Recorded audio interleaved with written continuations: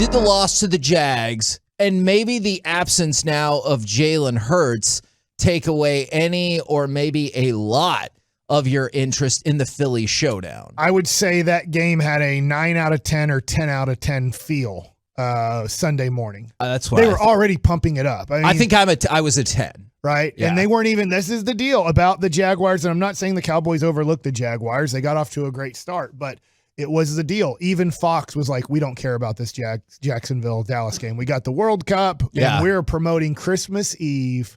The Eagles go to Dallas, and then the Cowboys lost. And I would say that game now had a 7 out of 10 feel, so it went down a little bit. Still good. Still a passing grade. But now that Jalen Hurts isn't playing, I feel like it's gone down to a 5 out of 10. Still a very watchable game. Yeah. But I just feel like it has lost 50% at least. I feel like it's lost 50% of its value and of its like, I was going to maybe call up my buddy Copy again. I was going to maybe see if Minchie wanted to come on. And maybe still at the same time I will, Kevin Minch. But it just doesn't. I think they would look at it and go, well, it doesn't feel the same either because Jalen Hurts isn't going to play. Yeah, I'm going to watch, and yeah, I'm going to cheer, and yeah, we want to beat the Cowboys and vice versa for Cowboys-Eagles, but it just doesn't have the same feel right now. There were so many reasons I was excited before Sunday for this game all right, so Eagles beat the Bears. If the Cowboys would have beaten the Jags, which most certainly did not happen, you can at least still see a scenario where if you win this game, then you just need the Eagles to lose one of their last 2 games. Not likely, but it could happen. Whereas now you'd have to win out and the Eagles would have to lose out. Right. That is, even if Jalen Hurts is hurt, I don't believe there's any chance in hell that's going to happen. They get to play New Orleans. Yeah. That's so, God, that division sucks. So that's taken off the table. But even with the loss, all right, you bounce back. You beat the Eagles, who are 13-1. They're off to the best start in franchise history. You make a statement on your home field, and you're like, you know what? The Cowboys will throw a clunker in there, like against Green Bay and against Jacksonville, but they beat the Eagles. They beat the crap out of the Vikings. Maybe we got something here. And, like, that could still happen, right? But I don't feel like anyone will take it the same way without their MVP candidate for Jalen Hurts. I agree. At the same time, the Cowboys have to win Saturday afternoon, Saturday night to feel like you have any chance of going to Philadelphia in the divisional round, most likely, and winning. Because if I understand the Cowboys aren't 100%, Leighton Vander Esch is going to be out, and hopefully he's back for a playoff run. And I understand, you know, unfortunately, you're going to have to play Kelvin Joseph or Nashawn Wright, and they're both not NFL cornerbacks. They're probably going to be on different teams next year. To be honest, the Cowboys are probably going to try to replace Kelvin Joseph and Nashawn Wright on their 2023 Dallas Cowboy team. But right now, they have to play. One of them has to play every snap. Whichever one. You can keep switching them in and out, but one of them's going to be on the field at all times. At the same time, playing at home after that loss, if you can't beat Philadelphia now, what would give you any hope that you can go to Philadelphia and win that game after they're off of a bye? Yeah. And that I'm assuming Jalen Hurts will be 100% or close to come playoff time. So I'd like to see the Cowboys win by 10 points on Saturday night.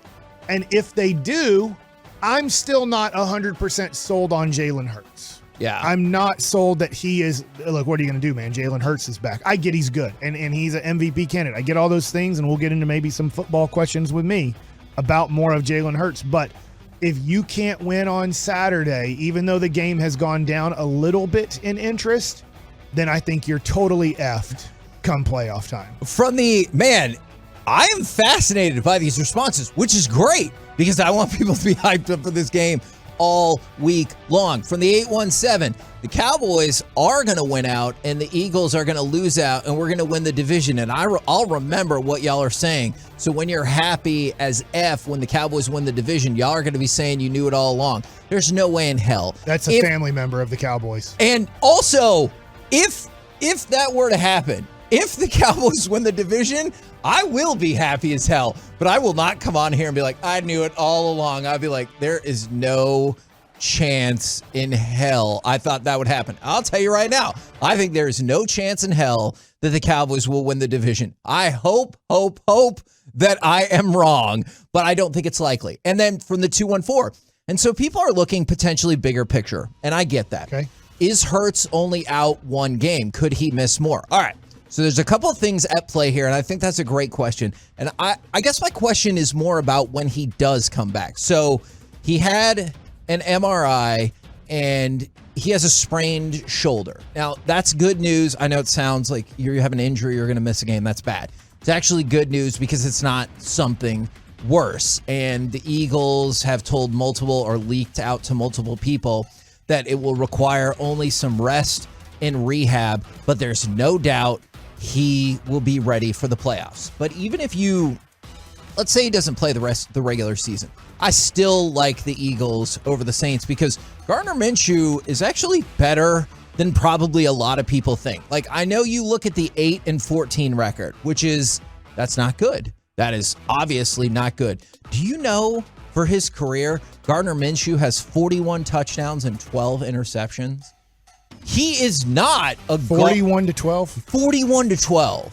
He is not a garbage quarterback by any means. Now, clearly this would hurt the Eagles, but again, if they only have to win one game, I think they are going to win that one game. But they're both at home. It's at Philadelphia for the Saints and Giants games. Oh, so this is their last road game of the year. So I mean, I understand it's either a super duper Cowboys homer who's like, yes, the Cowboys are winning it all. Like, and you could still win it all. I don't want to take that away. The Cowboys could win the Super Bowl. All they have to do is get on a great run for 3 straight games, and then you're in the Super Bowl. At the same time, you're on crack. Or you're a Cowboys family member if you are now betting on, I know that the Cowboys are winning out and I know that the Eagles are losing after going 13-1. Yeah. They're about to lose 3 straight games. Because betting on and hoping on are totally different. Don't get me wrong. I hope all of that happens. I am curious what your thoughts are about Jalen Hurts potentially not just throwing, but effectiveness running the ball if he has to rehab and come back from his shoulder. And it is his throwing arm, I do believe. And so I was curious if that would give him even the littlest bit of hesitation for a run or 2 per game, which could make a big difference. I think he'll be fine come playoff time because they literally only have to win one more game to get the bye for the playoffs. So if you look at it, let's just say now, not playing a month, and then coming back and being on target, on time, everything like that could be tough. Obviously, college players have to do it all the time. You play your last game December 3rd or something like that, and then you don't play again until December 27th through January 2nd. But if you look at it and he has that much time to get it right, and it doesn't sound like, look, Philadelphia, I don't want to say they have more media than us, but I feel like we would hear more leaks on right now on Tuesday. Now that we heard yesterday afternoon, Jalen Hurts isn't playing this game and possibly not playing the Saints game. Yeah. I think we'd start hearing leaks, that, oh no, Jalen Hurts might not be ready or at 100% come playoff time. We're not hearing anything like that. So because we're not hearing anything like that, I'm assuming this is really precautionary because of the situation they've put themselves in. And that is, we only have to win 1 out of 3 games to secure everything we wanted. And that's what people were asking about seeding. So that's all Philly has to do to get the number 1 seed and get the bye. For the Cowboys, they would need to win at least 2 more games to be sure. But depending on what you think about the Giants, they could win 1 more game or potentially no more games and still take that number 5 seed. But that is important because you want to play that NFC South team in the first round as opposed to slipping into Minnesota or San Francisco in the first round. Now, people are all across the board still about this. From the 4-6-9, unfortunately, this game is meaningless. The Eagles will treat this like a preseason game. Then for the 8-1-7, to your point that we might bring up later in the week, if we don't beat the Hurtsless Eagles, just pencil in the season as another pretty good season that's over already. And then on the flip side, from the 9-4-0, if the Cowboys don't win on Christmas Eve, nobody's opening presents. Now, do you think they just mean on Christmas Eve, hopefully, and not that you don't get to open your presents at all? Because that feels like a harsh turn of events. It'd be a very harsh turn of events, and I don't think that you should celebrate or not celebrate Christmas based off of the Dallas Cowboys, but I totally get the investment in it. I mean, last night I was pretty much like F the Mavs and turned off the game. Were you that way in 11 on Christmas Day when they got smoked I was at the game. by the Heat? It was still like I got to go to the game and see the Mavericks, which I never thought would happen in my life, raise a banner and say we're NBA champs. And yes, it was a just beating. And you're like, I don't know if we're going to repeat as champs on this one. And Miami might have figured out a lot of their chemistry issues that they seemed to struggle with the year before. But that one, I was just like, hey, I get it. I mean, the Mavericks, in a weird way, decided not to defend the championship. So you saw after one game, you're like, we could be in big trouble here. And then, we got a crackhead, and that didn't help out. So adding crackheads is usually a bad idea to your team, and Lamar Odom was a bad idea. But I'm going back to this, Kevin.